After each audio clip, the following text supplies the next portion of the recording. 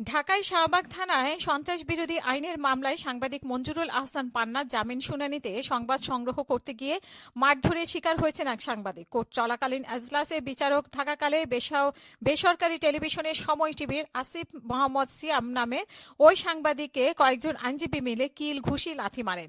এতে গুরুতর আহত হন সিয়াম। এরপর তাকে হাসপাতালের প্রাথমিক চিকিৎসা দেওয়া হয়।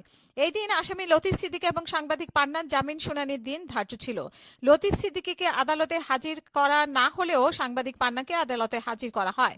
এই সংবাদ সংগ্রহ করতে আদালতে যান কয়েকজন সাংবাদিক। বিকেল 2:55 দিকে সাংবাদিক পান্নাকে ঢাকা চিফ মেট্রোপলিটন ম্যাজিস্ট্রেট আদালতের 8ম তলার 30 নং এজলাসে তোলা হয়।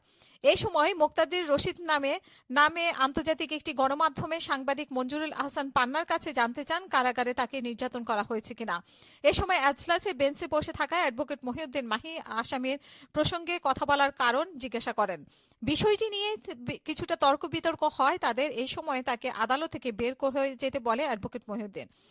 ওই সাংবাদিক তার কাছে জানতে চান, আপনি কোর্ট ইন্সপেক্টর কিনা, আমাকে বেরিয়ে যেতে বলছেন। বিচারক বললে আমি বেরিয়ে যাব। এরই মাঝে বিচারক এজলাসে ওঠেন। শাহবাগ থানার একটা মামলার শুনানি শুরু হয়। এ সময় একটু দূরে দাঁড়িয়ে থাকা সময় টিভির সাংবাদিক সিয়াম এসে ওই আইনজীবীকে বলেন উনি বহিরাগত নন, উনি একজন সাংবাদিক। এই কথা বলার সঙ্গে সঙ্গে বেঞ্চ থেকে লাফ দিয়ে উঠেই মহিউদ্দিন নামের ওই আইনজীবী সাংবাদিক সিয়ামের কানের উপরে ঘুষি মারেন। এই সময় সিয়াম তার হাতে থাকা সময় টিভির মাইক্রোফোন উঠিয়ে আদালতের দৃষ্টি আকর্ষণ করার চেষ্টা করে। তখন ওই আইনজীবী তাকে টেনে বাইরে নিয়ে আসেন। সিয়াম কিছু বুঝে ওঠার আগেই ওই আইনজীবী কয়েকজন সহযোগী তাকে ঘিরে মারধর শুরু করে।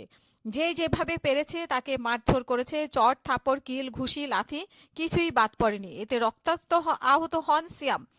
আদালত কক্ষে এই পরিস্থিতি দেখে এজলাস থেকে নেমে খাস কামরায় চলে যান বিচারক। এই সময় প্রসিকিউশনের পক্ষে থাকা কায়ুম হোসেন নয়ন ওই সাংবাদিককে উদ্ধার করে তাকে সাক্ষীর কাঠগড়ায় কাছে নিয়ে যান।